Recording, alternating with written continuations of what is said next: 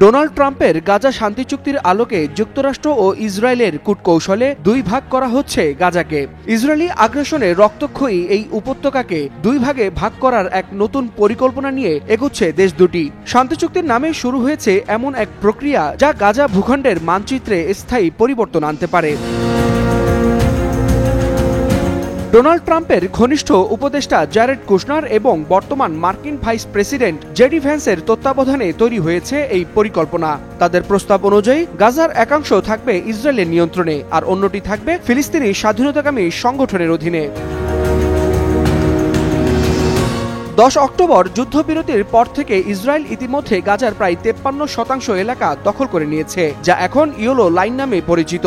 এই সীমার মধ্যেই মার্কিন অর্থায়নে পুনর্গঠন কাজ চালানোর পরিকল্পনা করছে ওয়াশিংটন। ট্রাম্পের ঘনিষ্ঠ উপদেষ্টা কুশনারের ভাষায়, স্থিতিশীলতা আর উন্নয়নের মাধ্যমে তারা নিরাপদ অঞ্চলে নতুন গাজা গড়তে চায়। তবে মধ্যপ্রাচ্যের বিশ্লেষকরা বলছেন এটি আসলে ইসরায়েলি নিয়ন্ত্রণকে স্থায়ী করার এক নতুন রূপরেখা।